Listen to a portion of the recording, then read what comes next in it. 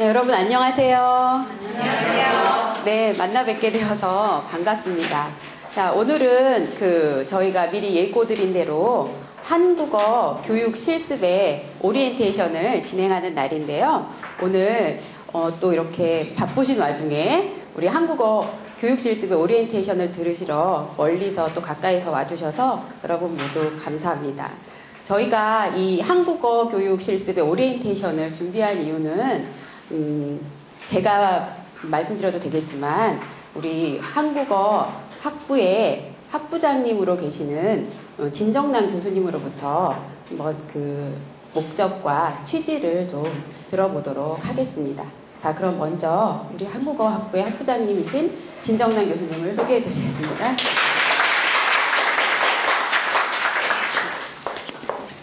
네, 안 오시는 분들을 위해서 저희가 촬영을 해서 제가 부득이하게 이렇게 말씀을 드리겠습니다.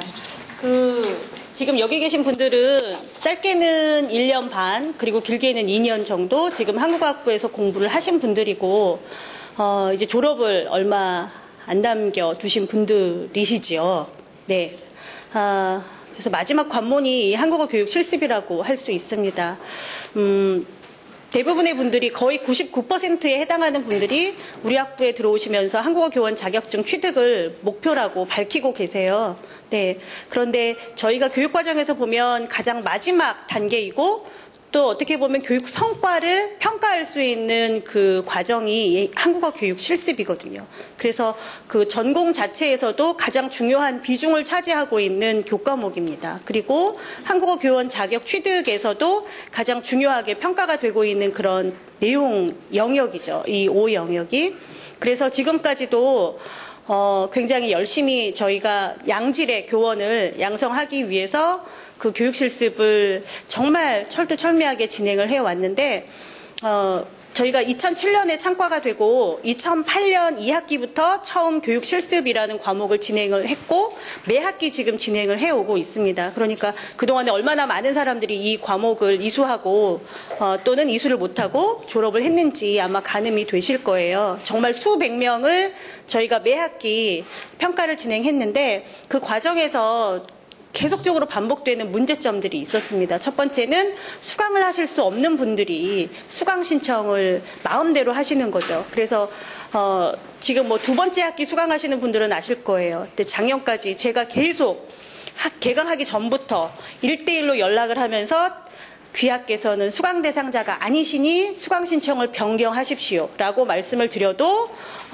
이제 수강 신청 변경을 안 하시고 실습하러 오셔서 결국은 떨어지시는 분들, 네, 이런 분들이 너무 많고 그게 학부에서도 이 실습을 진행한다는 것이 굉장한 그 노동을 필요로 하는 거거든요. 우리가 지금 온라인으로 교육이 진행되는데 우리는 지금 실습은 오프라인으로 면대면으로 진행하고 있어서 그것도 짧은 기간 안에 진행을 해야 되니까 굉장히 많은 사람들이 동원이 돼서 진행을 하고 그 과정에서는 정말 오랜 준비를 하고 계획을 세워서 진행하는데 운영에 어려움들이 너무나 많았습니다. 그런데 그것이 운영의 어려움뿐이 아니고 수강하시는 분들에게도 그 불합리한 일들이 많이 생기는 거예요. 그러니까 제대로 준비가 돼서 수강을 하셔서 제대로 평가를 받고 나갈 수 있도록 하는 것이 서로에게 너무나 좋은 일인데 서로 그런 커뮤니케이션이 원활하지 않아서 이 사이버 대학이라는 특성 때문에 그래서 저희가 올해부터는 지금 진행 방식을 완전히 바꾼 거예요. 그래서 미리 신청을 받고 신청하신 분들 대상으로 해서 저희가 다 일일이 이수 과목 다 스캐닝을 하고 그래서 이수할 자격을 갖추신 분들에 대해서 또 그 실습 유형도 분류를 하고 그래서 지금 이제 실습을 진행하려고 그러고 있습니다. 그래서 저희가 이렇게 바꾸는 목적은 가능한 모든 분들이 이 절차를 잘 밟아서 실습을 진행하시면 무리 없이 과목을 이수하고 졸업하실 수 있도록 하기 위해서 지금 사전 절차를 이렇게 바꾼 겁니다. 그 배경에는 또 하나 중요한 이유가 있는데요.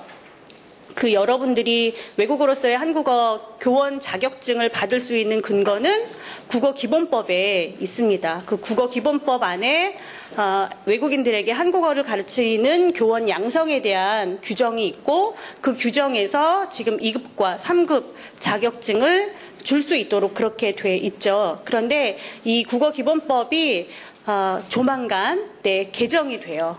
그런데 굉장히 강하게 변경이 됩니다. 그중에 가장 지금 많이 손을 본 영역이 바로 이 한국어 교육 실습 영역이에요.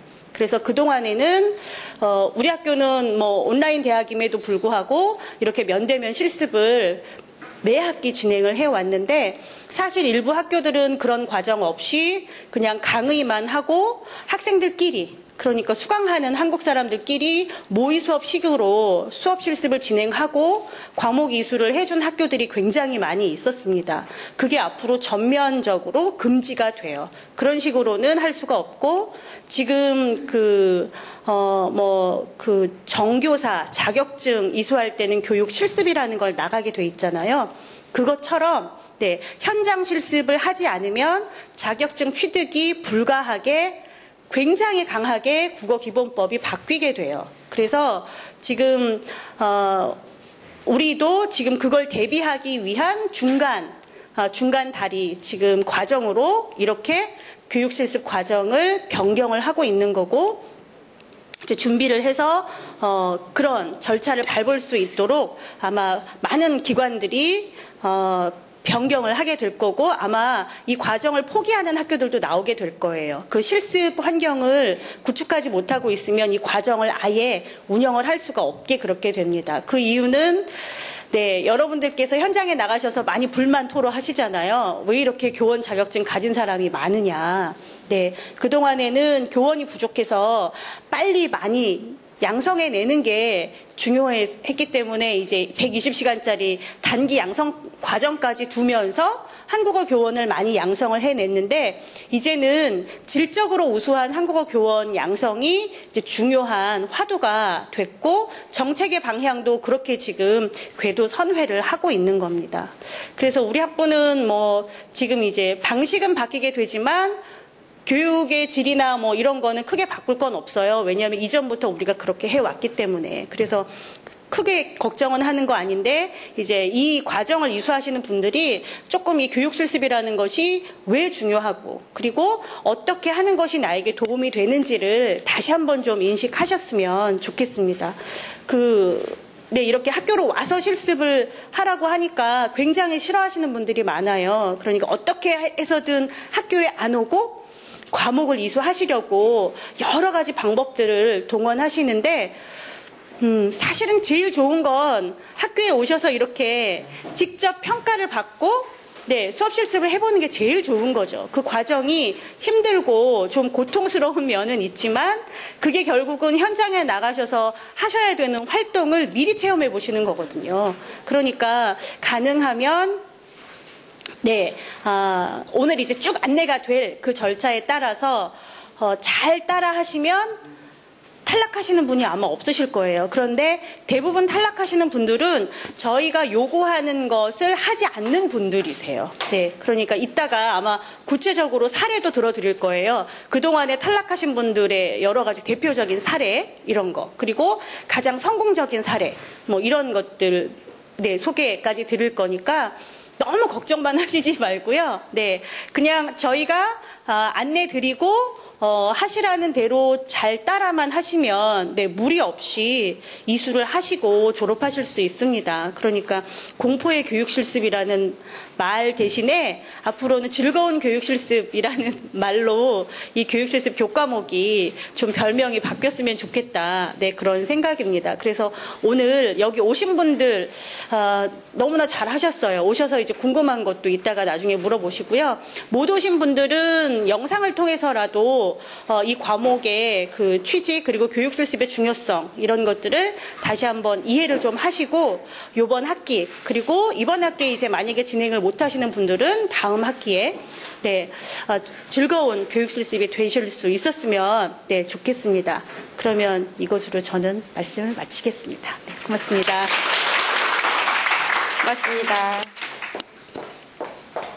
네, 진정남 교수님으로부터 우리 한국어 교육 실습의 그 목적과 취지에 대해서 좀 잘 들어봤는데요.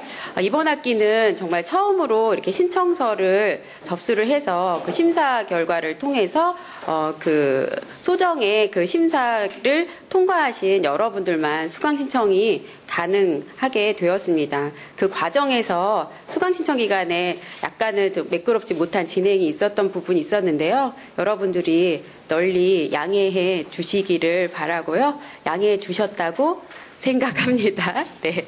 자, 그럼 지금부터 본격적으로 이번 학기에 진행될 그 한국어 교육 실습과 관련하여서 말씀을 드리도록 하겠습니다.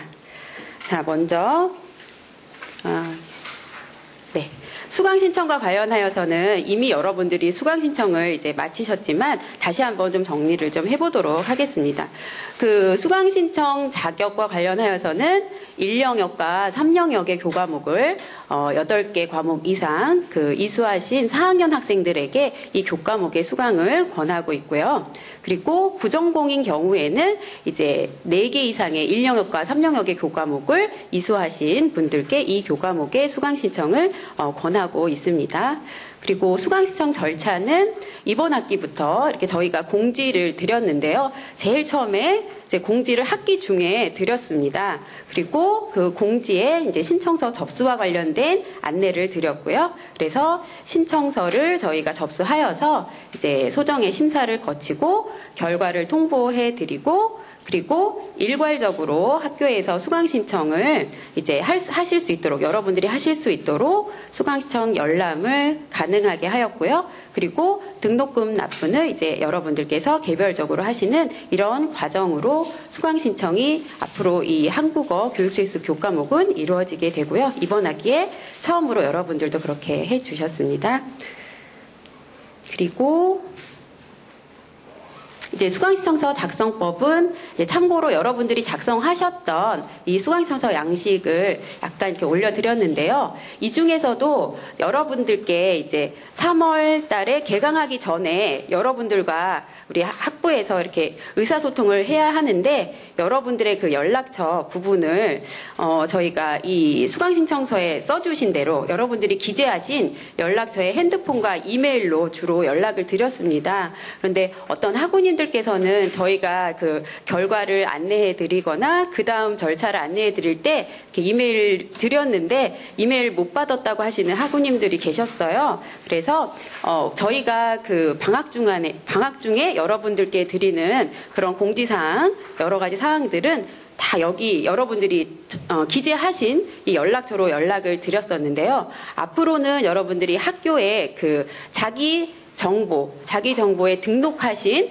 그 연락처와 이메일로 앞으로의 그 공지사항들이 여러분께 전달이 될 예정이니까 여러분들이 여기에 기재하신 그 연락처와 이메일 등의 그 내용들이 학교에 또 그 여러분들이 입학하실 때 적어놓은 자기 정보와 이렇게 일치하는지 한번 좀 살펴보시고 여러분들이 자주 보시는 이메일과 핸드폰이나 연락처를 꼭 이렇게 적어주시면 고맙겠습니다. 그리고 또 한 가지 더 해외에 계신 우리 학우님들 같은 경우에 저희가 그 문자로도 여러 가지 공지를 드리는 경우가 있는데요. 그때 해외에 계신 분들 중에 070으로 시작하는 그런 그 전화 번호를 가지고 계신 분들은 이 핸드폰으로 이렇게 핸드폰이라고 한 그 기재란에 자기 정보에서 그 070 번호를 이렇게 기재하시면 저희가 보내드리는 문자를 이렇게 받으실 수 있다고 합니다. 그러니까 해외에 거주 중이신 학우님들도 핸드폰 기재란에는 070 번호를 꼭 적어주시면 저희의 공지를 받으실 수 있겠습니다. 다음에는 실습 유형에 대한 안내도 저희가 수강 신청 안내할 때 해드렸었는데요. 실습 유형은 기본적으로 수업 실습이 있고요. 이 수업 실습에 참여를 못하시는 주로 해외에 거주 중이신 분들이 이제 수업 동영상을 하시고요. 또 그 경력이 있으신 분들은 저희가 소정의 심사를 거쳐서 또 경력 인정 방법으로 수업 실습을 운영하고 있습니다. 이 부분도 여러분들 이제 다 안내가 된 부분이어서 네. 자, 그 다음은 이제 이번 학기에 주요 일정에 대해서 안내를 해드리겠는데요. 1주차부터 이제 4주차까지를 보면 이제 강의가, 온라인 강의가 이렇게 진행이 됩니다. 그리고 이제 1주차에는 이제 수강신청 변경 기간이 있는데요. 이 수강신청 변경 기간에 혹시라도 아직 수강신청을 못하신, 여러 가지 이유로 못하신 분들은 그 수강신청을 하시고 또 등록금도 납부해 주실 수 있는 그런 마지막 기간이라고 합니다. 그래서 혹시라도 수강신청이 안 되신 분들은 이 기간에 그 수강신청을 하시면 되고요. 그 다음에 두 번째, 그러니까 2주차에는 중요한 일정이 공지가 됩니다. 어떤 공지냐면 수업 실습자 일정 공지입니다. 수업 실습자. 아까 저희가 수업 실습의 유형을 3가지로 나누어서 설명해 드렸는데요. 그 중에 첫 번째 유형이 이제 수업 실습입니다. 수업 실습. 근데 수업 실습은 학교에 오셔서 실제로 수업 실습을 하시는 그런 대상자 분들을 위해서 저희가 일정을 마련을 하고 있는데 그 일정에 대한 공지를 2주차에 할 것입니다. 그런데 공지를 한 다음에는 바로 여러분들이 3주차에 무엇을 하셔야 되냐면 나는 언제 몇 시에 실습을 하고 싶다. 이걸 계획하셔서 그것을 신청을 하셔야 됩니다. 그래서 예를 들어서 우리가 이번 학기에는 5월 17일, 5월 18일, 그리고 그 다음 주 5월 24일, 5월 25일 이렇게 4일에 거쳐서 수업 실습을 할 예정인데요. 그 각각의 날짜마다 시간대별로 여러분들이 가능하신 시간대에 대해서 저희가 이제 게시판에 여러분들의 신청을 받을 수 있도록 이렇게 안내를 해드릴 거예요. 그러면 여러분들이 게시판, 요즘에 여러분들이 한국어교육실습 안내라는 게시판에 자주 들어오시죠? 네, 그 한국어 학부의 게시판 중에 한국어 교육실습 안내 게시판에 들어오시면 이 수업 실습자 일정 신청이라는 그런 그 제목의 글이 있을 것입니다. 그러면 거기 오셔서 3주차죠. 3주차에 여러분들이 신청을 하시는데 그 신청하는 방법은 조금 이따 더 자세하게 제가 또 설명을 해드리도록 하겠습니다. 그래서 여러분들이 수업 실습 대상자인 분들은 이 기간에 모두 신청을 하셔야 합니다. 이 기간에 신청을 하지 않으시면 수업 실습을 하시기가 어려우실 수가 있어요. 그 시간대를 여러분들이 신청을 해주지 않으시면. 그렇기 때문에 3주차에는 반드시 수업 실습 대상자분들은 수업 실습 신청을 반드시 하셔야겠고요. 그 다음에 4주차에는 여러분들이 신청해 주신 수업 실습자의 그 일정이 확정이 되면 바로 또 다른 안내가 가는데요. 여러분들의 수업 실습 일정 확정하고 또 여러분들이 이후에 준비하셔야 될 그 수업 실습에서 어떤 목표 문형으로 수업을 하실지와 관련된 그런 공지를 또 하게 됩니다. 그래서 또 이후에 3주차 이후 4주차부터도 계속해서 공지사항을 여러분들이 확인을 하셔야겠습니다. 그러면 다음에 이제 5주차가 되면 이제 아까 말씀드렸던 것처럼 목표 문형, 그 일정에 따라서 그러니까 17일에 하시는 분, 18일에 하시는 분, 24일에 하시는 분, 25일에 하시는 분, 그리고 또 앞쪽에 하시는 분, 뭐 뒤쪽에 하시는 분에 따라서 목표 문형이 좀 다르게 분배가 됩니다. 그래서 그 목표 문형이 어떻게 분배가 되었는지, 나의 목표 문형이 무엇인지 이런 부분들을 이제 5주차에 여러분들이 확인하실 수 있게 되고요. 그리고 여러분들은 주어진 목표 문형으로 과제 1을 하시게 됩니다. 과제 1. 과제 1은 여기 나타난 대로 강의안을 작성하시는 것입니다. 근데 강의안은 이번 학기에 여러분들이 강의안 1과 강의안 2 두 번을 작성하시게 되는데요. 목표 문형은 강의안 1의 목표 문형으로 먼저 강의안 2를 작성하십니다. 그래서 5주차에 이 강의한 일에 관한 공지가 나가면 그 강의한 일의 그 과제 제출 기간은 6주차 금요일까지 약 열흘 정도가 있습니다. 여러분들이 작성하실 수 있는 기간이. 그래서 6주차 금요일 24시까지 과제방에 제출을 해 주셔야 하는데요. 여기서 중요한 것은 과제 1과 과제 2, 저희가 이 수업에서는 과제가 모두 5개가 진행이 되는데요. 이 과제 5개의 시작이 과제 1부터 시작이 됩니다.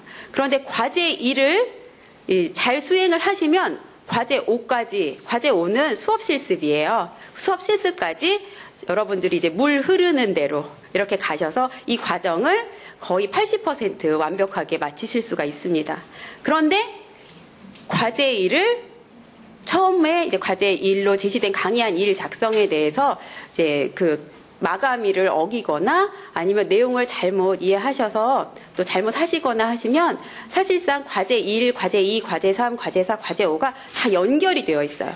다시 말해서 과제 1 위에 과제 2가 있고 그 위에 3이 있고 4가 있고 5가 있기 때문에 과제 1을 토대로 해서 모든 과정이 이 학기에는 이루어진다고 보기 때문에 과제 1을 여러분들이 잘 준비를 하셔야 되고 무엇보다도 제출 마감일을 아주 잘 지키셔야 합니다. 과제 마감일을 잘 지켜야 하는 이유는 또 하나 있어요. 이 강의한 일을 작성하시면 저 옆에 보시다시피 저희가 강의한 일에 대한 피드백을 드립니다. 강의한 일에 대한 피드백은 여러분들이 6주차 금요일까지 제출해 주시면 7주차 일요일까지 모두 드립니다. 피드백을. 그래서 여러분들이 강의한 일을 작성하셨을 때 뭔가 이렇게 좀 수정사항이나 보완사항이 있으면 그것을 여러분들께 저희가 피드백을 통해서 알려드리는데요. 이것이 한두 분이 아니시기 때문에 이 제출 마감일을 지킨 분들에게는 저희도 마감일까지 피드백을 다 드리지만 그 이후에 제출하신 분들에게는 저희가 강의한 피드백을 드릴 수가 없습니다. 그래서 여러분들에게 과제 1에 대한 그 피드백을 드릴 수 없기 때문에 과제 2를 진행을 하시기가 여러분들이 힘들어지세요. 왜냐하면 이 과제 2, 이 8주차에 나가는 이 과제 2가 바로 과제 1에 대한 피드백을 저희가 드렸을 때 그 피드백 내용을 반영하신 그 내용을 다시 그 강의한 2로 작성하시는 것이 과제 2이기 때문입니다. 다시 말씀드리면 과제 1의 목표 문형이 만약에 나에게 주어진 목표 문형이 뭐 아요, 어요, 다라고 한다면 과제 강의한 1을 아요, 어요로 강의안을 잘 작성을 했어요. 그래서 여러분들이 과제를 제출하셔서 거기에 대해서 저희가 피드백을 드렸어요. 이런 부분을 조금 더 보완해 주시면 좋겠습니다. 라는 피드백을 드린 다음에 여러분들이 그 피드백을 보시고 다시 그 부분을 이제 수정하셔서 강의한 2로 아요, 어요에 대한 강의한 2를 작성하시는 거예요. 그러면 거기에 대해서 저희가 또 피드백을 해드려요. 강의한 2에 대해서도 피드백을 해드리는데 어떤 분에게만 피드백을 해드려요? 바로 9주차 금요일까지 강의한 2를 제출하신 분들에게만 해드려요. 그러면 강의안만 잘 이렇게 마련을 하시면 5번째 과제인 여러분들이 수업 실습, 그 수업 실습은 웬만하신 분들은 다 통과하실 수 있어요. 강의안만 이렇게 강의안 1과 2를 저희가 피드백 해드린 대로만 잘 준비를 하시고 수업 실습하러 오셔서 수업 실습을 진행을 하시면 대부분은 잘 하세요. 그런데 그 피드백 내용을 반영하지 않고 그리고 또 마감일을 지키지 않으셔서 피드백을 제때 못 받으신 분들은 그 수업 내용이 약간 좀 이렇게 저희가 그 진행하는 방향과 또 다르게 이렇게 나타날 수가 있어요. 그러면 좋은 성적을 받기가 어려울 수가 있어요. 그러니까 이 부분에서 이제 5주차에서 굉장히 중요한 그 강의한 일 작성 이 과제를 아주 여러분들이 그 기간 내에 제출하실 수 있도록 지금부터라도 이렇게 조금 준비를 하시면 좋으실 것 같아요. 그리고 그걸 토대로 해서 강의한 2도 피드백 내용을 반영하셔서 9주차 금요일까지 제출해 주시면 이 강의한 2를 가지고 여러분들이 수업 실습에 참여를 하시면 됩니다. 네. 자, 그래서 이제 8주차까지 말씀을 드렸고요. 이 8주차에 중간고사 기간이 있는데 이 중간고사 시험은 없습니다. 시험은 없고 우리는 이 과제로 이번 학기 평가를 대신 하도록 하겠습니다.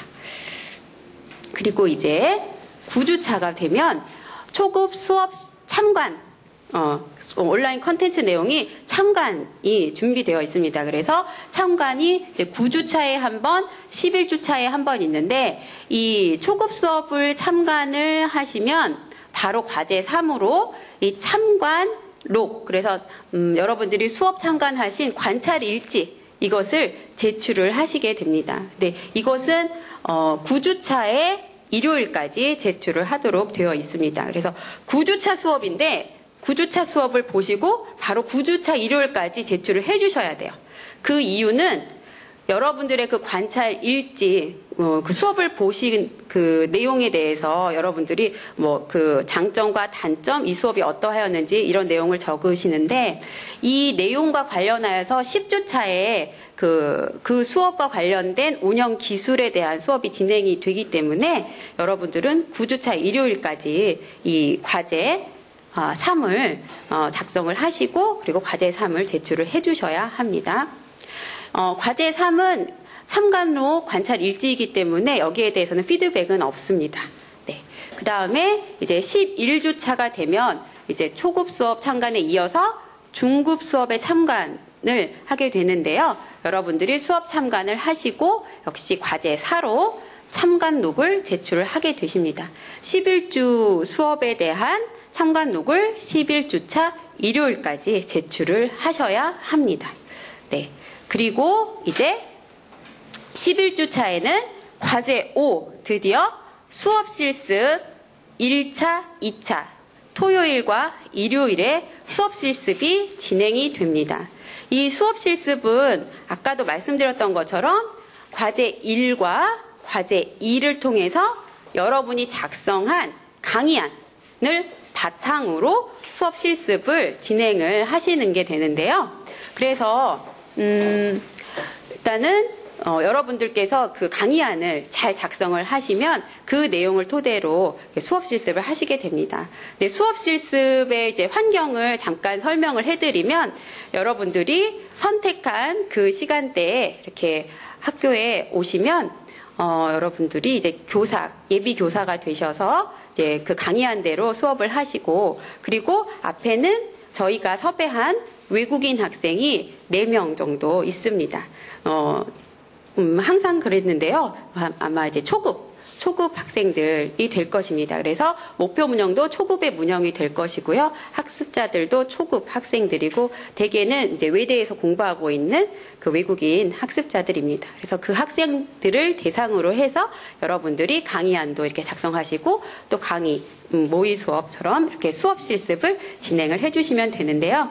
이 첫 번째 이제 그 1차, 2차가 토요일과 일요일에 있을 예정이고 자세한 일정은 다음에 조금 있다가 또 소개를 해드리겠습니다. 그래서 여기 11주차까지 일정을 좀 살펴봤고요. 그 다음에 이제 12주차를 보시면 아까 중급 수업 참관에 대한 중급 수업 운영 기술과 관련된 컨텐츠 강의가 나가고요. 그리고 과제 5, 3차, 4차 그래서 수업 실습 3과 수업 실습 4가 토요일과 일요일에 이루어집니다. 그리고 이 시점은 수업 실습을 하지 않는 그 동영상으로 수업 실습을 대신하시는 분들의 과제가 마감이 되는 그런 시점이고요. 경력 인정 과제도 마감이 되는 시점이 12주차 일요일입니다. 그래서 이 시점을 또 동영상 과제나 경력 인정 과제를 하시는 학우님들은 잘 지켜주셔야겠습니다. 네. 그 다음에 이제 13주차, 14주차, 15주차 이 기말고사가 있는데요. 기말고사는 과제 1부터 과제 5까지의 이 내용 중에 기말고사까지 포함이 되어 있기 때문에 저희는 이번 학기에는 중간고사, 기말고사가 지필고사 형태로는 저희가 실시를 하지 않고 있습니다. 네, 그 다음은 이제 주요 일정을 진행하면서 이제 강조를 하고 또 유의해야 될 점이 있습니다. 자, 첫 번째 노란색 같이 한번 읽어볼까요? 기억하기 위해서. 시작.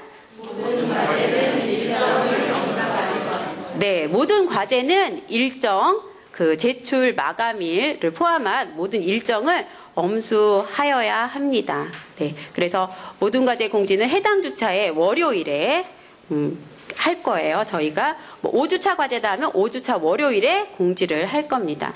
그리고 강의한 과제 마감일은 해당 주차의 금요일까지입니다. 보통 과제 마감일이 일요일인 경우가 많아서 우리 학우님들이 금요일까지 저희가 이렇게 과제 마감일로 드리면 일요일인 줄 알았어요. 이렇게 말씀하시는 분들이 굉장히 많으신데요.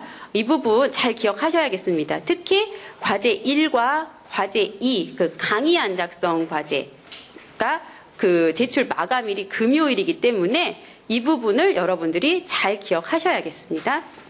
그리고 강의안 과제의 피드백은 해당 주차의 일요일까지 드립니다. 그래서 저희가 그 일요일까지 여러분들의 강의안에 대한 그 피드백을 드릴 것입니다. 그리고 과제 1에서 과제 5는 그 순차적으로 진행이 되므로 과제 1을 마감일까지 제출하지 못하면 결국 과제 5를 수행할 수 없게 됩니다. 아까 제가 설명해 드렸죠? 과제 1이 결국은 여러분들이 수업 실습에 그 수업을 해야 하는 그 내용의 그 바탕이 되기 때문에 과제 1을 잘 수행하지 못하면 과제 5를 잘 수행하실 수 없게 되고요. 그러면 이 교과목에서 좋은 성적을 받으실 수 없게 됩니다. 그러니까 과제 1을 잘 준비를 하셔야겠습니다. 네. 그 다음에 이제 수업 실습 신청자의 실습비 환불 안내 부분인데요.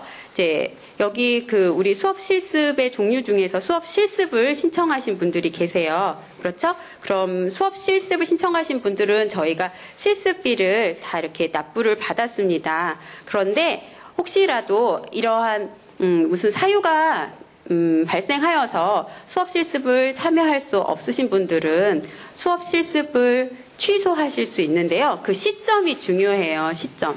그 시점이 4주차예요.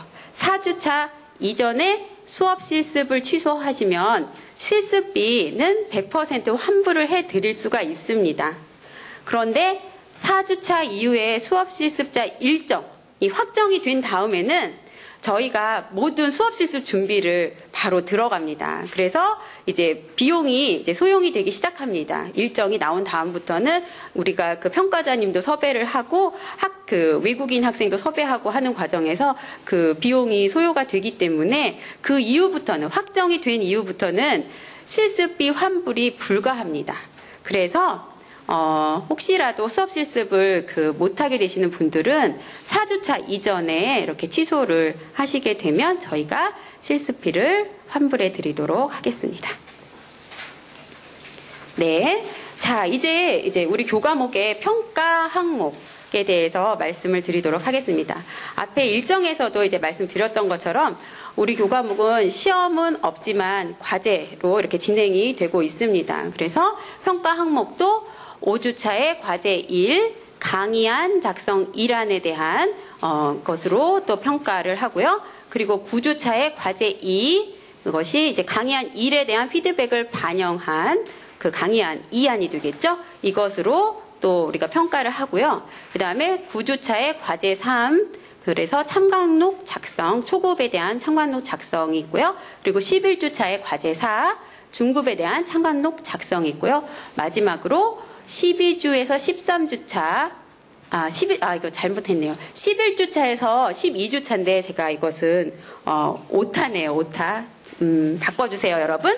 11주차에서 12주차, 11주차에서 12주차에 과제 5가 여러분들이, 수행을 하게 되시면, 이 부분이 이제 5번째 평가 항목으로 우리가 평가를 하게 됩니다. 그런데 이 과제 5, 수업 실습, 동영상, 경력 인정 이 과제 수행이 이 전체 교과목의 평가 비율로 보았을 때 몇 %예요? 50%입니다. 그래서 이 수업 실습 동영상 과제, 경력 인정 과제, 이 과제 비율이 굉장히 높기 때문에 이 부분을 좀 잘 해주셔야 이 과목이 좋은 또 여러분이 성취를 얻으실 수 있을 것 같습니다. 그 다음에 이제 참여도가 있고요. 그리고 진도, 수업 진도가 있습니다. 그래서 이렇게 합쳐서 전체적으로 이제 100%의 그 비율을 가지게 되죠. 그래서 평가 항목은 모두 7개의 평가 항목이 있습니다. 자, 그런데 이제 강의안 1과 2가 그 수업 실습의 토대가 되기 때문에 굉장히 중요하다고 하였는데요. 이 강의안 1과 2 그리고 수업 실습하실 때 저희가 주로 평가하는 내용이 무엇인가 이 부분을 좀 알려드리도록 하겠습니다.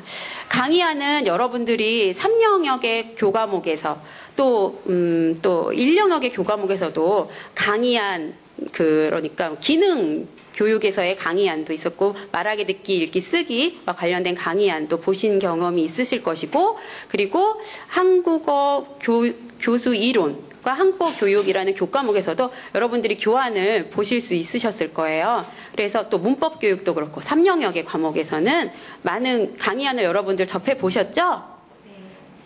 네, 4학년 2학기라면 접해 보셨을 거예요.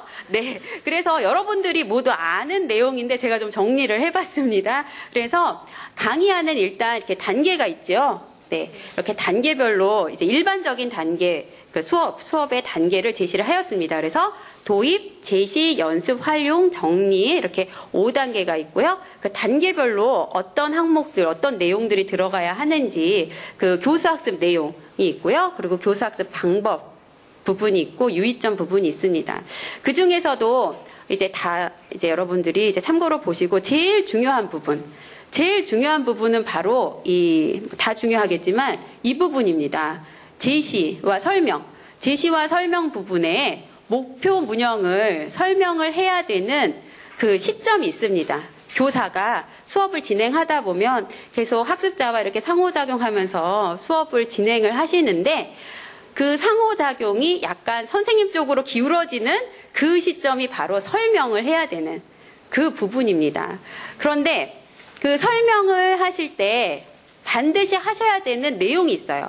학습자가 모르는 목표 문형에 대한 것이기 때문에 여러분들이 새로운 정보를 주시는 그 시간에는 그 목표 문형에 대한 형태, 아요, 어요면 이 아요, 어요, 여요 이렇게 형태가 조금씩 이 형태라는 게 있죠. 언제는 아요, 언제는 어요, 언제는 여요, 인지 이 형태에 대해서 학습자들이 어떻게 사용해야 되는지를 선생님이 가르쳐 주셔야 합니다. 그렇죠? 그렇기 때문에 형태에 대한 부분을 반드시 공부를 하셔서 정리를 하시고 학습자들에게 가르쳐 주셔야 하고요. 그다음에 두 번째는 의미입니다. 의미. 아요, 어요, 여요가 목표 문형이라고 한다면 이것의 의미가 무엇인지. 보통은 이제 기본적인 의미, 아요, 어요, 여요의 기본적인 의미는 뭐죠? 네, 맞아요. 여러분이 생각하고 계신 바로 그거죠? 네, 맞아요.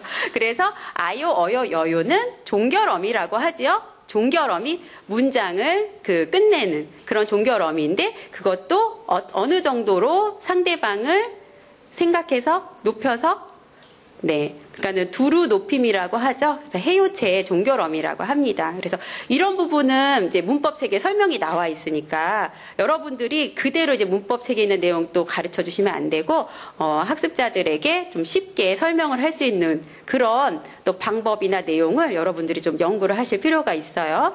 그래서 이제 그 종결어미다라는 의미를 여러분들이 밝혀서 학습자들에게 알려줘야 하고 그 다음에 화용 정보가 있어요. 화용 정보. 화용 정보는 아요, 어요, 여요가 누구하고 언제 어떤 상황에서 주로 사용이 되는지 이러한 그 사용과 관련된 그런 정보를 주셔야 합니다. 그래서 이 정보를 강의안에도 적고 수업 시간에도 학습자들에게 알려주려면 그 전에 우리는 뭘 해야 해요? 목표 문형에 대해서 연구를 해야 합니다. 그죠? 준비를 하셔야 돼요. 교사가 열심히 이 세 가지는 기본적으로 준비를 하셔야 됩니다. 그리고 대표 예문도 우리가 일상생활에서 한국 사람들이 많이 사용하는 그런 문장이라든가 대표적인 그런 형태나 아니면 의미를 담고 있는 그런 문장을 여러분들이 찾아서 대표 예문으로 제시를 해주시면 학생들이 잘 이해하고 잘 사용할 수 있을 것입니다. 그래서 이 부분을 잘 염두에 두어서 준비를 하시면 좋을 것 같아요. 네.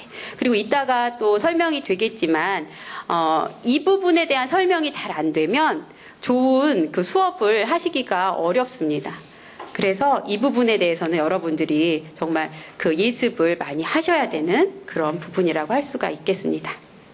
자, 그리고 이제 이러한 준비를 위해서 여러분들이 참고하실 만한 교재가 무엇이냐는 질문을 많이 받았는데요. 이런 자료가 있습니다. 한국어 교재, 여러분들에게 이번 학기에는 목표 문형을 이 교재에서 저희가 추출하였어요. 세종한국어 중에서도 권 2에서 목표 문형을 추출하였습니다. 그래서 이 책은 세종한국어는 전자책으로 제가 이렇게 제시한 이 주소, 여기가 세종학당이라는 홈페이지와 그리고 국립국어원 홈페이지예요. 여기를 들어가시면 이북으로 무료로 다 보실 수가 있습니다.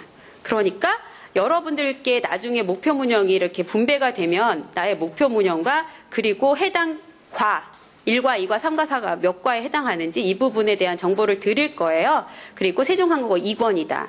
그러면 여러분들은 그 교재를 보셔야겠죠. 어떤 문맥에서 이 아요오요 여요가 쓰이고 있는지 여러분들이 보셔야 사용 정보 이런 부분을 얻으실 수가 있잖아요. 그러니까 이 교재를 여러분들이 이 주소를 가서 찾아보시면 그 목표 문형에 대한 이해를 하시는데 많은 참고가 되실 것입니다. 그리고 이제 그 문법에 대한 설명, 그 형태 정보나 의미 정보, 또 활용 정보 부분에서 또 여러분들이 준비하실 때 참고할 만한 책은 외국어로서의 한국어 문법 1, 2권 국립국어원에서 나온 책이 있습니다. 이 책도 역시 세종학당에 들어가시면 소개가 되어 있어요. 전자책으로. 그리고 시중에도 다 팔고 있는 책입니다.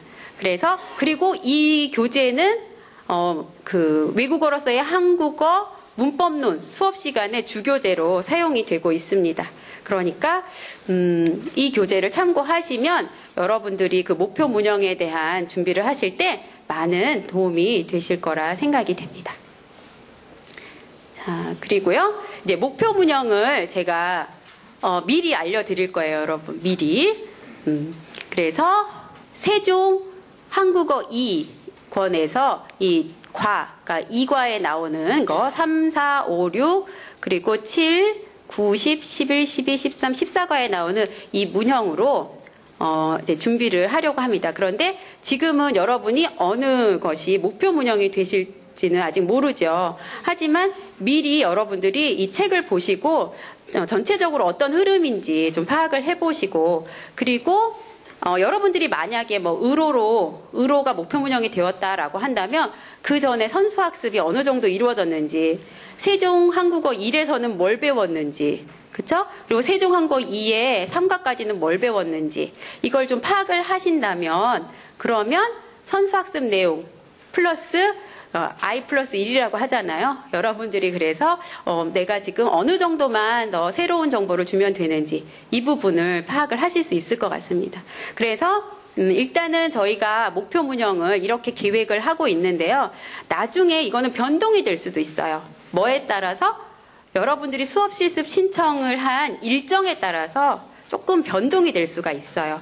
그러니까 그 일정을 짜는 과정에서 일정이 좀 줄어들거나 좀 늘어나거나 하면 목표 문형의 수도 조금 더 늘어나거나 줄어들거나 할 수가 있거든요. 그래서 그때 목표 문형 배분 시점 5주 차에 범위는 같지만 세종 한국어 2는 같지만 약간 순서가 뭐 달라지거나 아니면 다른 목표 문형이 들어갈 수도 있는 여지는 있습니다. 네, 그래서 목표 문형의 분배는 수업 실습 일정이 확정된 후에 공지를 통해 다시 한번 알려드리도록 하겠습니다. 네, 이제 평가 항목 5번째가 수업 실습 평가가 11주차에서 12주차에 있을 예정이라고 했죠. 그래서 수업 실습 대상자인 분들은 일정을 우리가 초반에 짜고 그 다음에 참관팀을 구성을 하는데요. 이 내용을 잠깐 살펴보시면 저희가 이제 일정이 수업 실습 일정이 17일, 18일, 24일, 25일 토요일, 일요일, 토요일, 일요일 이렇게 있습니다. 그리고 시간대는 시작이 10시부터 시작을 합니다. 10시부터 2시간 동안 여러분들이 수업 실습을 참여하시는 분들은 시간을 내셔야 합니다. 2시간씩. 그런데 이 2시간 안에 몇 분이 수업 실습을 하시냐면 3분이 수업 실습을 하십니다. 그래서 예를 들어서 이제 가팀인 경우에는 토요일 10시부터 12시 사이에 만약에 이 오늘처럼 515호로 오세요 하면 3분의 선생님이 죄송합니다. 네. 3분의 선생님이 이 교실에 오십니다. 그러면 그 3분의 선생님 중에 첫 번째, 두 번째, 세 번째 수업 실습자 선생님이 있습니다. 그 3분들이 그 순서가 있어요. 그럼 한 분, 첫 번째 수업 실습자 선생님이 수업을 하시는 것을 두 번째, 세 번째 선생님이 참관을 하십니다. 그리고 그 동료죠, 동료? 지금 여러분 옆에 계신 이분들이 여러분의 이제 팀이 되실 수 있어요.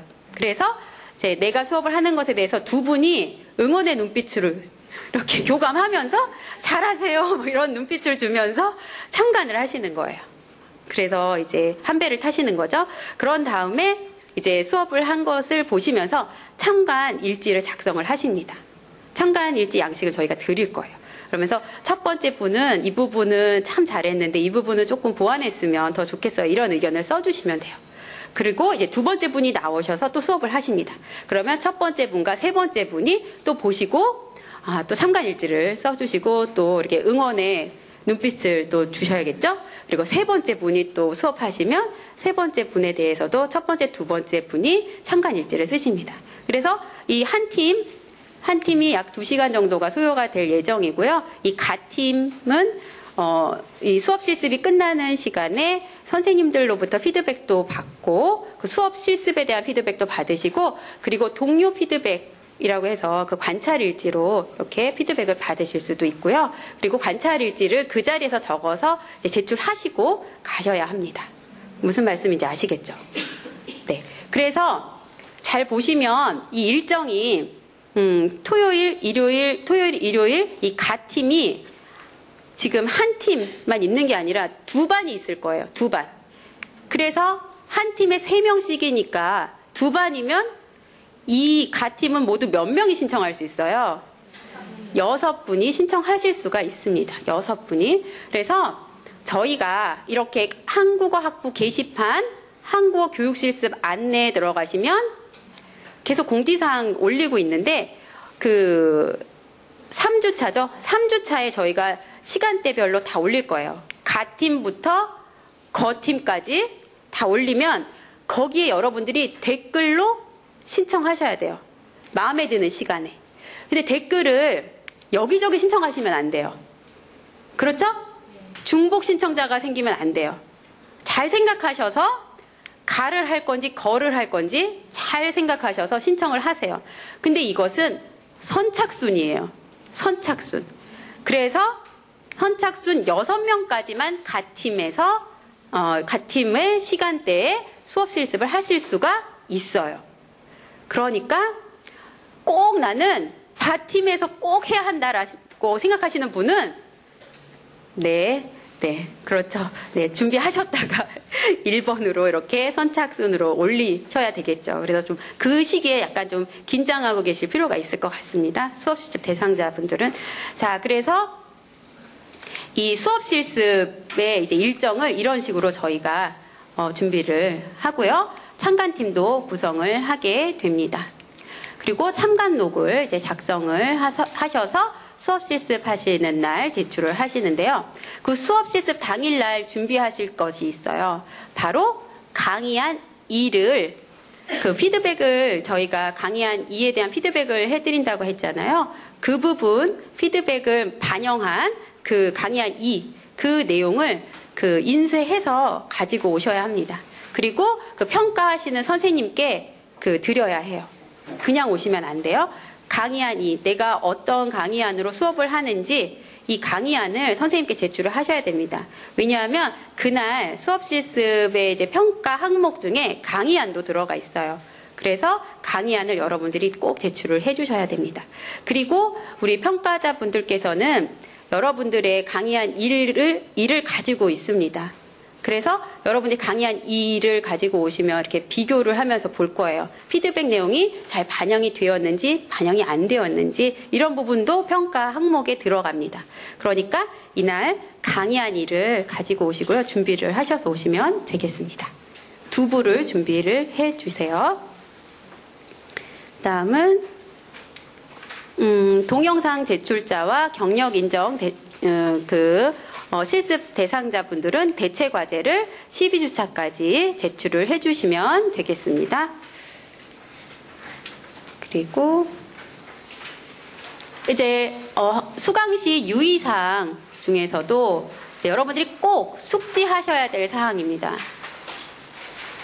여러 번 반복된 내용이에요, 사실은. 그래서 이 한국교육실습 수강하실 때 온라인 강의를 반드시 수강을 하셔야 하고요. 그리고 주어진 목표 문형으로 과제를 수행해야 한다. 이거 되게 굉장히 강조하는 내용입니다. 제가 강조하는 데는 다 이유가 있겠죠? 왜일까요? 사실은 수업 실습 때 목표 문형으로 수업을 안 하시는 분들도 간혹 계세요.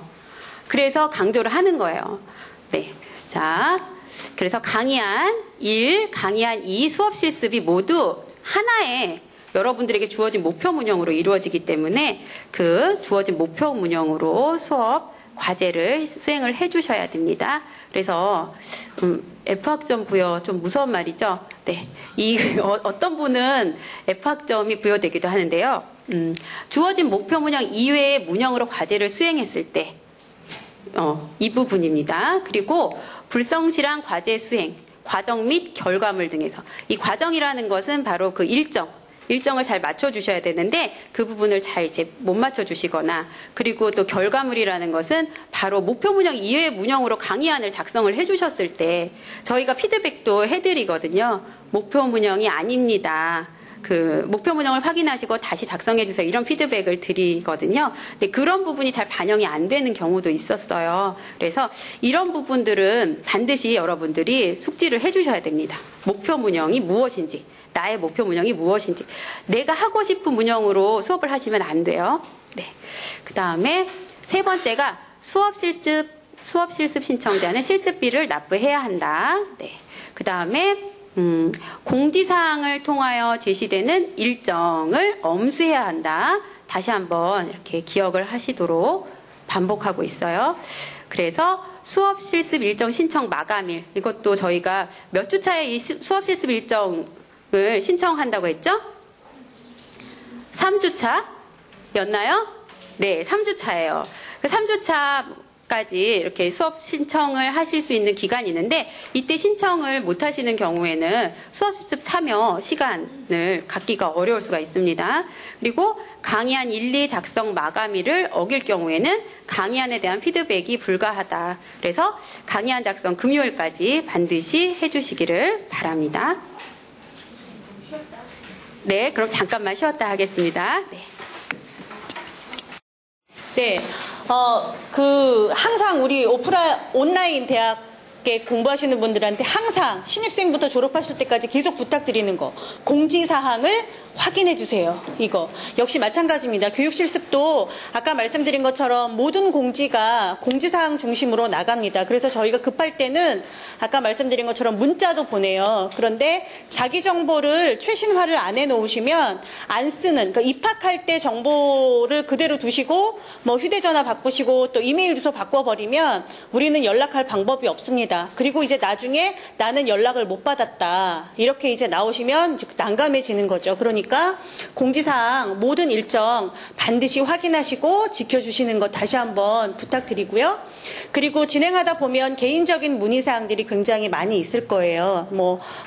그 약속을 정하고도, 그러니까 실습 날짜를 정하고도 변경해야 된다든지 이런 일이 생길 수도 있고 여러 가지 그 문의사항들이 있으실 텐데 부탁드리는 것은 꼭 튜터들에게 먼저 쪽지로 먼저 연락을 주시기 바랍니다. 말씀드리는 것처럼 우리 특히 교육실습 튜터들은 그 한국어 교육 현장에 지금 중견으로 활약하고 있는 교원들이에요. 경력 10년 이상 된 교원들이 대부분 교육실습 담당하고 있습니다. 그래서 이 사람들이 그 기관에서도 중책을 맡고 있어서 쪽지로 연락 주시면 훨씬 빨리 응대를 해드릴 수가 있어요. 전화를 하시면 전화를 받기가 어려운 그런 상황에 있을 수 있습니다. 특히 오전 시간에는 거의 다 수업을 하고 있어서 전화 응대는 불가능합니다. 그러니까 쪽지로 연락을 해주시고요. 그리고 또 해외에 계신 분들, 이거 보고 계신 분들 중에 해외에 계시는 분들, 모든 시간은 서울 시간입니다. 현지 시간하고 착각하시고, 내가 날짜를 시간 계산을 잘못했다 이런 말씀 하셔도 소용이 없어요.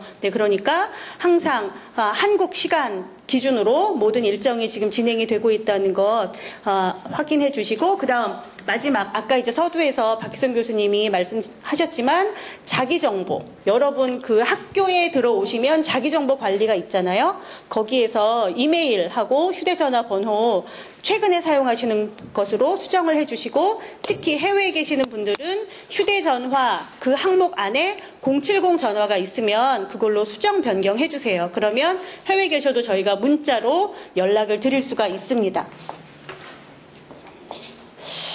그리고 수업 실습 사례. 이렇게 하면 안 돼요.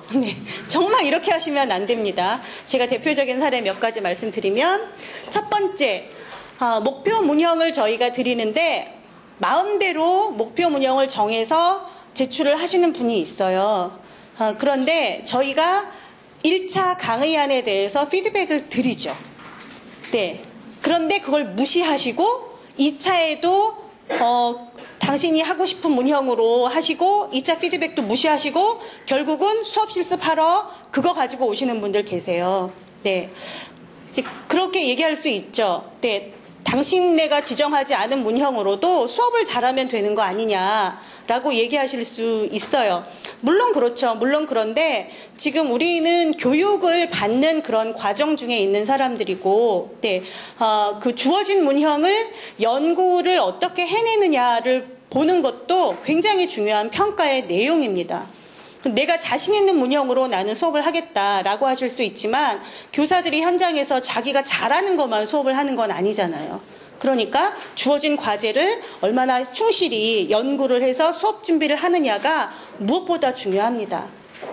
그리고 또 여러분들께서도 수업 실습을 잘 통과하시기 위해서 여기저기 정보를 많이 알아보실 텐데 저희도 다 알아요. 세상에 돌아다니는 정말 쓰레기 같은 강의안들이 얼마나 많은지. 근데 이제 그거를 떡하니 프린트를 해가지고 와서 수업을 하시죠. 모를 것 같지만 다 압니다. 저희가 1년에 양성해내는 교원이 수백 명이에요. 이 외대 한 교육기관에서. 외대, 우리 튜터들이 일하고 있는 한국어문화교육원에서도 1년에 4번, 수십 명씩 한 분기에 교원들을 양성하면서 교육실습 실시합니다. 교환 딱 보면 알아요. 이 사람이 작성을 한 건지, 어디서 퍼온 건지. 근데 대부분 돌아다니는 게 좋은 교환은 돌아다니지 않습니다. 이상한 교환들이 돌아다니고 그걸 여러분들은 가지고 와서 수업 실습을 하시는 분들이 있는 거예요. 보면 압니다. 그러니까 우리가 뛰어난 걸, 완벽한 걸 원하는 게 아니에요. 얼마나 열심히 준비를 하시고 성실하게 하시는가, 이 부분을 보기 때문에 오히려 잘 모르는 걸 열심히 공부를 하시고 튜터들에게 물어보고 하시면서 준비를 하시면 충분히 통과하실 수 있습니다. 그래서 수업을 유창하고 멋지게 하는 게 중요한 게 아니에요. 그 모든 절차 안에서 얼마나 성실하게 임하시는가, 이게 더욱더 중요하게 저희가 보고 있습니다. 그래서 주어진 문형이 아닌 문형으로 수업 준비를 하시는 것 가장 큰 결격 사유가 됩니다. 그래서 저희가 1차 강의안 피드백이 그래서 중요한 거예요. 그래서 1차 강의안은 전체적인 걸 저희가 평가를 해드려요. 문형 연구 방향이 제대로 됐는지.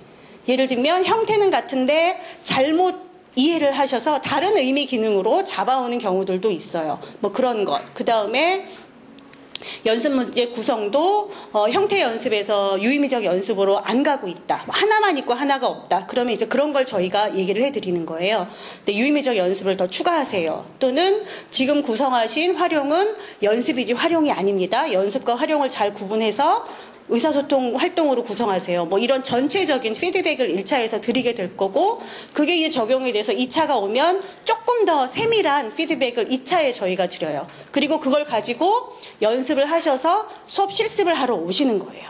네. 이번에 대해서는 박희선 교수님이 이따가 얼마나 이 창의적인 문법 연구를 많은 분들이 하시는지 아마 증언을 해 주실 거예요. 네, 전 세계 아무데도 없는 이상한 국어 문법을 만들어서 교육을 하시는 선생님들이 계십니다. 네, 그리고 3번 강의안과 다르게 수업을 진행하는 경우. 네, 강의안으로는 굉장히 잘 저희가 드린 피드백이 반영이 되어서 우리가 이제 이 운영진들이 이 정도면 수업을 무난하게 하실 수 있겠다라고 생각했는데 막상 그 강의안으로 수업을 하실 때는 그 내용과 전혀 다르게 수업을 하시는 분들이 정말 계세요. 그래서 이 교환을 과연 이분이 진짜 쓰셨나 의심할 만한 그런 분들이 실제로 계십니다. 한 학기에 2-3분은 계세요. 근데 반대로 이제 이런 분이 계세요. 강의안을 정말 아주 훌륭하게 하지는 않으셨는데, 네, 그 강의안에 잘 맞추어서 열심히 수업을 하시는 분들 계세요. 그런 분들은 100% 통과해요.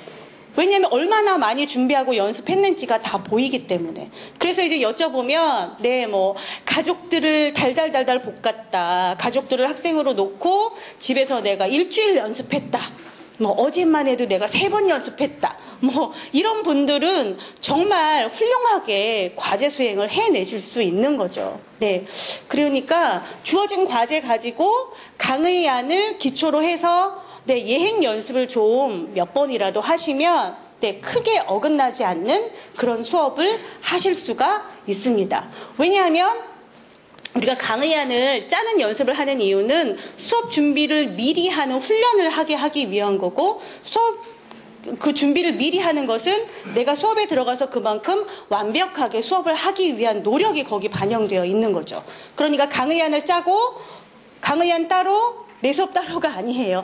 강의안대로 수업을 할 수 있도록 자기 훈련이 되어야 하는 거니까 강의안을 짜신 후에는 그걸 바탕으로 해서 시뮬레이션을 계속 하시는 훈련을 해야 하는 거죠. 그리고 나서 내가 실행한 수업과 내가 강의안으로 잡았던 것과 얼마나 일치가 했고, 그리고 또 어떤 부분은 내가 계획했던 대로 왜 안 됐는지 이런 걸 평가해보는 것이 아주 중요한 내용이거든요. 그것이 강의안을 짜는 이유예요. 네, 그래서 이 강의안과 다르게 수업을 하는 것도 굉장히 큰 결격 사유가 됩니다. 그 다음 4번. 부끄럽잖아요. 그리고 이제 외국인 학생을 처음 접하시는 분들도 계세요. 난 외국 사람하고 처음 얘기를 해본다. 그런데 우리 모의 수업의 큰 특징은 뭐냐 하면 학생들이 굉장히 진지하고 실제적인 그런 특징을 보여요. 학생들은 여기에 올 때 아르바이트 하러 온다고 생각을 안 하고요. 한국어 공부하러 온다고 생각을 하고 옵니다. 그래서 수업에서 실제성이 거의 80%는 드러나요. 학생들이. 그러니까 눈이 초롱초롱해서 선생님들을 4명의 외국 학생들이 8개의 눈동자가 이렇게 집중을 하고 있는 거예요. 그러니까 이렇게 들어오면서 긴장이 확 돼가지고 이렇게 이제 교탁 뒤에서 나오지 못하는 분들이 있어요. 이제 준비를 하기 위해서 먼저 저 교탁 위에 이런 거 자료 같은 걸 놓잖아요. 그리고 이렇게 학생들 앞으로 나와야 하는데 나오질 못하고 저기서 이제 작은 소리로 이렇게 네, 학생들 눈도 쳐다보지 못하고 이렇게 하시는 분들이 계세요. 네, 그것도 사실은 감점 요소가 돼요. 네, 수업 중에 아마 말씀드릴 거예요. 교사가 있어야 되는 가장 좋은 자리 어디냐.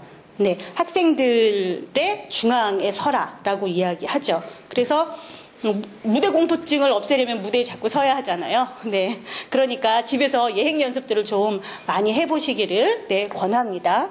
그 다음에 5번도 상당히 많습니다. 네, 일방적으로 제가 지금 이렇게 혼자 떠들고 있는 것처럼 네, 수업을 이렇게 하는 거죠. 학생들 4명이 이렇게 있는데 학생들과의 소통은 이름 부르는 거예요. 누구시?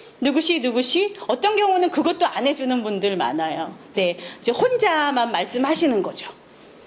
혼자만 막 말씀을 하시고 학생들은 그 수업 시간 동안 네 라는 대답 몇 번 하는 게 다인 그런 수업을 하시는 분들이 계세요. 네, 이거는 네, 언어 수업이 아니에요. 그래서 그런 경우에도 굉장히 점수를 많이 깎이게 됩니다. 네, 그래서 이 제시나 설명 부분에 분량을 통제를 잘 하셔야 돼요. 설명 부분은 아까 박희선 교수님이 설명하신 대로 교사 주도적인 수업을 하는 그런 단계이긴 한데 전체 수업 시간 동안에 설명 부분은 굉장히 짧아야 해요. 그런데 짧은 시간에 그 내용을 전달하기 위해서는 연구가 정말 많이 되어야 하는 거죠. 그래서 초급 수준의 한국어 구사 능력을 갖추고 있는 사람들에게 내가 어떤 말로 이 문법의 규칙이나 의미를 전달을 할 때 학생들이 짧은 시간 안에 이해할 수 있을까? 그 방법을 연구를 하시라는 거예요. 그리고 나머지 시간 동안은 상호작용. 아까 노란색으로 이렇게 표시가 되어 있었잖아요. 상호작용.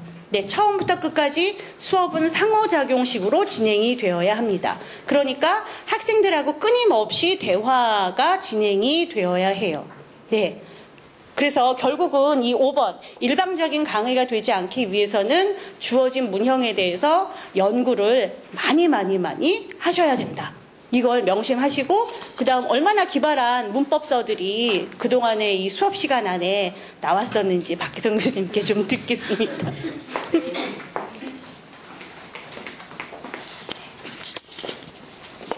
네. 네, 일단은 그 2번 그 목표 문형이 우리가 아어여지다, 는 것 같다, 은가요 등이 있었습니다. 그런데 저기에서 이제 우리가 수업 실습에서 실제로 이제 수업을 진행하시는 분들이 저기 적혀 있는 대로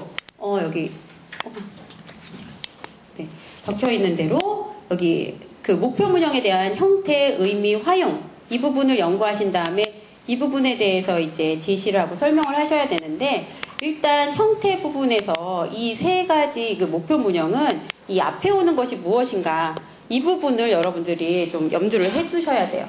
그래서 첫 번째 문형 아어여지다 같은 경우는 이 앞에 뭐가 와야 하느냐 이걸 학습자들에게 가르쳐줘야 되거든요. 그런데 이 부분에 대해서 연구가 없이 진행이 되면 학습자들에게 이제 엉뚱한 걸 가르치게 되는 거예요. 예를 들어서 아어여지다 같은 경우는 앞에 뭐가 와야 돼요, 여러분? 형용사가 올 경우에는 그런 의미가 뭐가 돼요?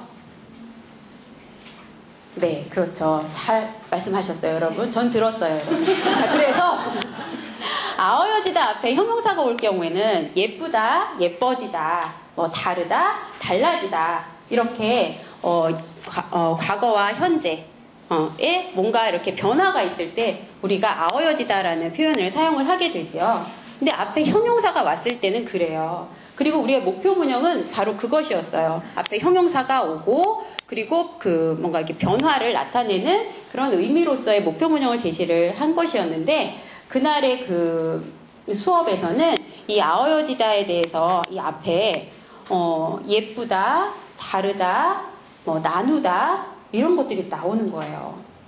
그럼 나누다 같은 경우는 나누어지다가 되죠. 나누어지다. 근데 나누다는 된다는 거예요. 학생들에게 여기 앞에 올 수 있는 게 나누다도 되고 예쁘다도 되고 뭐도 되고 다 되기는 되는데 오늘의 목표 의미는 변화와 관련된 건데 나누어지다 같은 경우는 뭐 변화인 것처럼 보이지만 사실상 나누다는 형용사가 아니죠.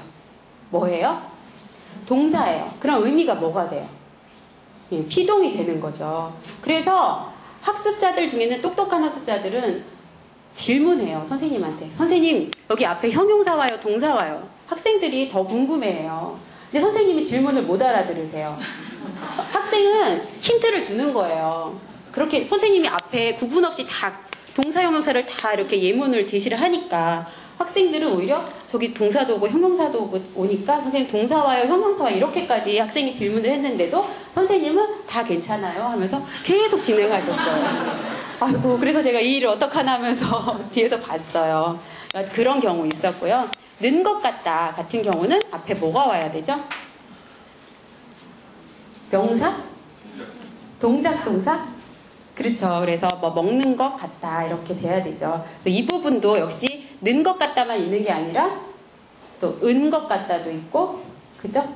네, 인 것 같다도 있죠. 그래서 앞에 명사가 오면 뭐 인 것 같다, 형용사가 오면 은 것 같다, 동사가 오면 는 것 같다. 이건데 여기도 선생님이 아까 앞서서와 마찬가지로 동작 동사와 형용사의 예를 다 는 것 같다가 지금 목표 문형인데 여기도 역시 동작 동사도 왔다가 형용사도 왔다가 그러면서 선생님이 말씀하실 때는 또 형용사가 갑자기 오면 예쁜 것 같다 이렇게 말씀하시는 거예요. 적어놓기는 는 것 같다 적어놓으시고 또 선생님이 예문을 그렇게 들고 계시니까 학생들은 또 선생님이시니까 믿고 따르잖아요. 아, 다 되나 보다 또 이렇게 이해를 하게 되는 거죠. 그런 부분, 그리고 또 의미 부분 같은 경우도 잘 이렇게 설명을 해야 되는 그런 경우가 있었는데, 는 것 같다 이거는 언제 사용해요? 언제? 추측 표현으로 우리가 사용하죠. 그래서 잘 알지 못하는 것에 대해서 우리가 이야기를 하는 경우에 는 것 같다 이렇게 이야기를 하죠. 이제 이런 의미에 대해서 이렇게 잘 전달을 하셨어야 되는데 그런 부분이 조금 잘 전달이 안 되고 그냥 선생님께서 는 것 같다는 그냥 는 거예요 하고 같아요 이런 식의 설명을 하시는 거예요. 그러니까 학생들은 는 거예요 하고 는 것 같다가 같으면 왜 배우지? 뭐 이러는 거죠. 네, 뭔가 의미가 다른데 그래서 그런 설명을 하시려면 이제 연구를 하셔야 된다라는 거죠. 그리고 은가요 같은 경우는 여기 물음표가 있잖아요. 일단은 여기 앞에 오는 게 뭐여야 해요? 은가요 같은 경우는 은가요? 앞에 뭐가 와야 하죠? 네, 일관성 있게 여러분 다 뭐가 와야 돼 지금? 여기 형용사, 여기 동사, 여기는 명사? 이제 명사가 와야 될 때가 된다. 여러분 한국어 외국어로서의 한국어 문법론을 꼭 보셔야 합니다. 네, 이거 수업 준비하실 때 은가요는 자 우리가 뭐 이렇게 예쁘다 그러면 저 사람이 예쁜가요? 이렇게 질문할 수도 있죠. 어디 아픈가요? 이렇게 질문할 수 있죠. 그리고 먹다 같은 경우는 어떻게 질문해요? 먹나요? 이렇게 질문해야 돼요. 먹는가요? 아니고 먹나요? 이렇게 질문해야 하는 거죠. 그래서 그러한 문형이었는데 여기도 은가요 같은 경우에 형용사가 와야 하는데 이 부분은 어떻게 수업을 하셨냐면 은가요잖아요. 계속 학생들한테 단어를 주시는 거예요. 이때는 선생님께서 형용사만 준비를 하셨어요. 그래서 형용사 작다, 뭐 작은가요? 크다, 큰가요? 뭐 예쁘다, 예쁜가요? 다르다, 다른가요? 계속. 그런데 제가 수업을 끝까지 봤어요. 제발 나와야 할 것이 있는데 은가요를 왜 사용하는지. 은가요를 왜 사용해요, 여러분? 왜? 질문하려고 사용하죠. 계속 그 시간 내내 질문만 하시는 거예요. 대답이 없어요. 은가요가 목표 문형이니까 질문만 하시는 거예요. 학생들에게도 질문만 유도하시는 거예요. 이게 실제로 그 활용 정보가 있어야 되잖아요. 언제 사용하는지. 질문은 대답을 유도하기 위해서 하는 거기 때문에 질문이 있으면 대답도 있어야 되잖아요. 그렇죠? 그래서 여러분들이 이건 한 사례이지만 이런 사례를 통해서 선배님들의 이런 사례를 통해서 여러분들은 이런 실수를 하시지 않도록 이제 목표 문형에 대한 연구를 좀 잘 하셔서 수업을 준비를 하시기를 바랍니다. 그리고 이제 수업 자료만 거의 나열하며 PPT로 진행하는 경우, 이제 여러분들이 이제 수업 자료를 준비를 하시는데, 뭐, 그 단어 카드도 준비하시는 분 있고, 시각 자료를 준비하시는 분들, 이렇게 PPT로 준비를 하시는 분들도 있어요. 그런데 그 자료라는 것은 목표 문형을 학습자들에게 잘 가르쳐 주기 위한 보조 수단이거든요. 그런데 그 수업 전체적으로 너무 이렇게 PPT 중심의 수업이 되는 경우가 있어요. PPT를 수업 내내 사용을 하시면 잘못하면 학습자하고 시선 한번 못 마주치시는 경우도 발생할 수가 있어요. 그러니까 PPT 사용을 저희가 하지 말라는 게 아니라 PPT를 사용하시더라도 이것을 보조자료로서, 도구로서 사용을 하실 필요가 있습니다. 그리고 강의 안에 저희가 1, 2를 보는데 맞춤법 오류가 굉장히 많아요. 여러분은 상상할 수 없을 정도로 진짜 제가 놀랐습니다. 그래서 그것도 일관성 있게 그렇게 강의 안에 맞춤법 오류가 나타나는 경우가 있습니다. 외국인 선생님들이 아니시잖아요. 한국인 선생님들이시잖아요. 그리고 특히나 많이 나타나는 게 예요, 이해요 부분. 그 부분이 많이 나타납니다, 여러분. 예요, 이해요. 그래서 그런 부분들을 마지막에 퇴고하실 때 맞춤법도 강의 안에서 좀 이렇게 봐주시면 좋을 것 같습니다. 그 다음에 강의 진행 시 학습자 숙달도 고려하지 않은 언어구사. 자, 지금 제가 말하는 이런 속도로 우리 학생들하고 이야기를 하시려고 해요.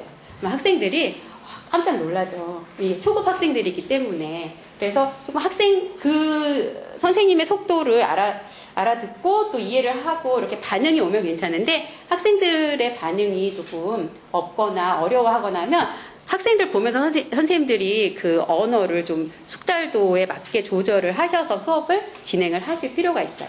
그래서 이 난이도는 속도나 또는 여러분들이 사용하는 어휘, 밖에서 사용하시는 그런 어휘들, 되게 이런 것들 있잖아요. 되게 많이 사용하세요. 그래서 이런 어휘들 주의해 주시고, 학생들이 못 들어봤을 법한 그런 어휘들 많고요. 발음도 그렇고요. 조금 신경 쓰셔서 표준어를 구사하시도록 이렇게 연습을 좀 하실 필요가 있을 것 같습니다. 그리고 메타 언어라고 해서 문법 용어를 많이 사용하시는, 이건 조사예요, 이거는 뭐 연결어미예요, 뭐 이거는 선어말어미입니다. 여러분, 선어말어미가 뭐죠? 뭐 이런 언어학 강의와 같은 그런 문법 용어 과다 사용하시면 못 알아듣습니다, 우리 학생들이. 그리고 학습자의 모국어, 학생들이 너무 이해를 잘 못하고 대답을 안 하면 선생님이 답답하셔서 그런지 영어로도 막 이야기를 했다가 중국어로도 이야기를 했다가, 그런데 학생들 더 못 알아들어요. 영어권이 아닌 나라에서 온 학생들은. 그러니까 가능하면 한국어, 목표어로 쉽게 설명을 하시는 그런 준비를 하셔야겠습니다. 그리고 이제 강의안을 보면서 수업 진행하시는 선생님들 계세요.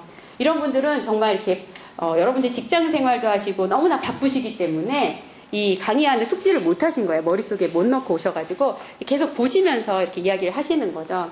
그리고 보시느라고 잠깐 중간중간에 침묵이 막 흘러요. 학생들은 멍하게 있고 선생님 그거 보고 계시고 네 그러고 다시 시작하시는데 안 됩니다. 그러면 안 됩니다. 학생과 선생님 사이에 신뢰관계가 약간 무너질 수가 있어요. 우리 선생님 잘 모르시나 보다 이런. 그래서 강의안을 보실 때 학생들 몰래 보셔야 돼요. 그래서 강의안을 가능하면 보지 마시고 학생들 눈을 보면서 수업을 하실 수 있도록 준비를 하셔야겠습니다. 실습 당일에 결석하시면 안 돼요. 실습 당일에 꼭 참석을 해주시기를 바랍니다. 그래서 이렇게 하면 안 돼요. 네, 안 돼요. 근데 또 이렇게 하면 합격이에요. 자, 우리 모두 합격해야죠. 자, 1번 한번 같이 읽어볼까요? 시작! 목표 문형으로 스냅을 강의안을 창조하여 의사소통식으로 강의안 작성. 네, 강의안을 이렇게 목표 문형으로 작성을 하셔야 되고요. 의사소통식, 아까 그 진 선생님이 말씀하셨던 것처럼 상호작용이 잘 들어갈 수 있도록. 상호작용은 그 선생님과 학생 간의 상호작용, 또 학생 간의 상호작용, 이런 부분들이 다 이렇게 반영이 되도록 여러분들이 강의안을 일단 잘 작성을 하시면 좋겠고요. 그 다음 두 번째도 한번 읽어볼까요? 시작! 목표 문형에 대한 충분한 연구, 수업 진행, 수업 진행. 네, 그렇습니다. 이게 충분한 연구를 하신 후에 이렇게 수업을 진행을 하시면 정말 감탄할 정도로 수업을 잘하신 분이 계셨어요. 제가 이렇게 수업 평가를 했는데 지 말다를 가지고 이렇게 수업 준비를 하신 분이었어요. 그런데 정말 100점, 어디 하나 흠잡을 데가 없는 그런 100점짜리 그런 수업을 봤어요. 동영상으로 남겨둘 걸 하는 아쉬움이 있었는데, 그분이 이제 지 말다 하면은 일단은 형태적으로 보았을 때 이 앞에는 뭐가 올 수 있어요? 네? 그렇죠. 동사가 오게 되죠. 그리고 또 지 말다의 의미는 금지의 의미가 있는 것이죠. 금지의 의미가 있고, 또 화용 정보는 누가 누구에게 어떻게 말해요? 보통은 명령하죠. 이렇게 하지 마세요. 이렇게 하지 마. 이렇게 하지 마라. 이렇게 말하죠. 근데 이제 외국인 학습자 입장에서는 이렇게 하지 마세요. 라는 말을 어디에서 들을까요? 이렇게 하지 마세요. 이런 말을 들을까요? 외국인 학습자들이? 교실에서? 선생님한테서? 그래요. 듣는 경우는 간혹 있겠지만 이렇게 하지 마세요 하고 또 우리가 말하는 경우는 이제 친구들끼리나 뭐 이렇게 반말로 할 때는 간혹 있겠지만, 사실상 똑같은 마음이어도, 이걸 안 했으면 하는 마음이어도 하지 마세요, 하지 마, 이게 조금 강한 표현이죠. 그래서 이런 것을 말하기는 사실상 조금 조심스럽게 접근해야 되는 부분이 있잖아요. 그래서 이 하지 마세요라는 목표 문형, 하지 말다가 이게 기본형이지만 뭐뭐 하지 마세요에 대해서 접근을 하실 때 이거를 이제 말로써, 대화문으로써 이렇게 접근하기보다는, 왜냐하면 학습자가 이 말을 사용하는 상황이 그다지 좋은 상황이 아니기 때문에 오히려 하지 마세요라는 것의 의미를 알아차릴 수 있도록 우리가 무슨 박물관이나 공공장소에서 금지를 나타내는 그런 시각 자료들 있잖아요. 그런 뭐 담배를 피우지 마세요, 이런 부분들에 대한 이해를 할 수 있는지, 이런 부분으로 접근을 하셨어요. 그래서 그런 시각 자료들을 통해서 이게 어떤 의미인지, 그래서 그럴 때 뭐 이렇게 여기서 노래를 부르지 마세요, 사진을 찍지 마세요, 이런 의미다라는 것을 이해하는. 그래서 우리가 목표 문형이라고 했을 때 모두 이렇게 뭐 말하기, 표현으로서 사용이 되는 경우도 많이 있지만, 오히려 우리가 시각 자료로서 보고 그 의미를 이해하는 그런 경우가 더 많은 경우도 있어요. 그리고 지 마세요라는 말을 사용할 때 뭔가 윗사람에게는 사용했을 때 약간 예의에 어긋나기 때문에 그것을 좀 선생님이 사용할 때는 좀 조심해서 사용하는 그런 부분에 대해서 또 언급을 해야 되는 그런 부분도 있거든요. 그래서 이제 그런 부분에 대해서도 이렇게 연구를 하셔가지고 학습자들이 굉장히 이렇게 몰입해서 선생님과 함께 하나가 되어서 수업을 진행을 하는 걸 봤어요. 굉장히 좋은 수업이었다고 생각을 합니다. 근데 그런 수업의 방법도 그렇고, 이 지말다에 대한 충분한 연구, 그리고 연구라는 게 책을 보면서 하는 연구도 있지만 이 말이 언제 어디서 쓰이는지에 대한 관찰, 여러분들이 평소에도 많이 하시게 되면 가장 많이 쓰이는 장면이 어떤 장면인지에 대한 정리가 좀 되실 거예요. 그래서 그런 부분을 같이 설명을 하고 그런 상황을 연습이나 활용에 사용을 하면 더 좋을 것 같습니다. 자, 그 다음에 이제 세 번째도 같이 한번 읽어볼까요? 시작!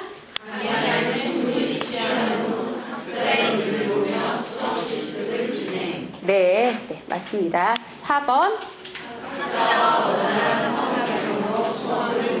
네, 수업의 운영 방식 혼자서 하면 안 돼요. 네. 그리고 5번째는 네, 도입이나 제시, 뭐 연습 활용도 마찬가지이지만 이제 선생님께서 적절한 수업 자료를 활용하실 필요가 있는 게, 일단 도입에서 학습자들의 흥미를 유발을 하셔야 하잖아요. 그래서 이제 선생님께서 어떤 자료라는 것이 우리가 뭐 시각 자료도 있고 청각 자료도 있고 뭐 여러 자료가 있지만 선생님 스스로도 이제 자료가 되실 수도 있어요. 그래서 오늘의 목표 문형과 뭔가 연관지어서 이렇게 학습자들의 흥미를 유발할 수 있는 그런 자료들을 준비를 하신다면 도입에서 굉장히 효과적일 것 같고요. 또 제시에서도 예를 들면 아까 는 것 같다, 은 것 같다 이런 추측 표현 같은 경우는 추측이라는 말 자체가 굉장히 어려운, 외국인 학습자에게는 문법 용어이기 때문에 추측의 상황을 학습자에게 줄 수 있는 그런 자료. 제가 예전에 본 그 수업 실습에서 어떤 분이 검은색 그 봉지라고 하나요? 그걸 가지고 오셨어요. 굉장히 학생들은 거기에 이제 눈이 가는 거죠. 교사가 검은색 봉지를 이렇게 가지고 들어오셨어요. 그러니까 그리고 학습자들이 거기에 이제 시선을 주니까 학생들이 이제 궁금해해서 보니까 선생님이 물어보는 거죠. 이게 뭐예요? 그리고 이 안에 무엇이 있어요? 학습자가 아는 말로 일단은 질문을 하는 거죠. 그럼 학습자들은 그 질문에 대해서 그 순간부터 뭘 하는 거예요? 모르는 것에 대해서 추측을 하기 시작하는 거죠. 그래서 학습자들은 벌써 추측을 하고 있고 오늘 가르쳐줄 표현이 추측 표현인 거예요. 그래서 그렇게 이렇게 유도를 할 수 있는 그런 수업 자료들, 오늘 수업과 관련된 그런 자료들, 이런 것들을 준비해서 도입이나 제시 오시면 흥미 유발도 하시고 또 효과도 있으실 것 같습니다. 그 다음에 학습자 수준에 맞는 설명과 언어 구사, 그리고 맞춤법에 맞는 강의안 작성, 그리고 8번 제일 중요합니다. 같이 한번 읽어볼까요? 시작!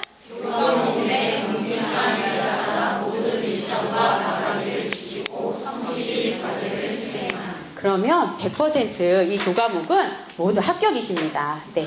그래서 제일 중요한 거예요. 공지사항에 따라서 모든 일정과 마감일을 여러분들께서 지켜주시고 저희도 지키도록 노력을 하고요. 그리고 성실히 과제를 수행을 하신다면 이 한국 교육 실습을 모두 합격을 하시고 저희가 정말 지난 학기 운영하면서 재수강을 받게 되신 분들이 의외로 조금 많으셨어요. 그래서 좀 마음이 많이 아팠어요. 그래서 오늘 이렇게 오리엔테이션에서 강조하고 싶었던 부분이 바로 이 부분입니다.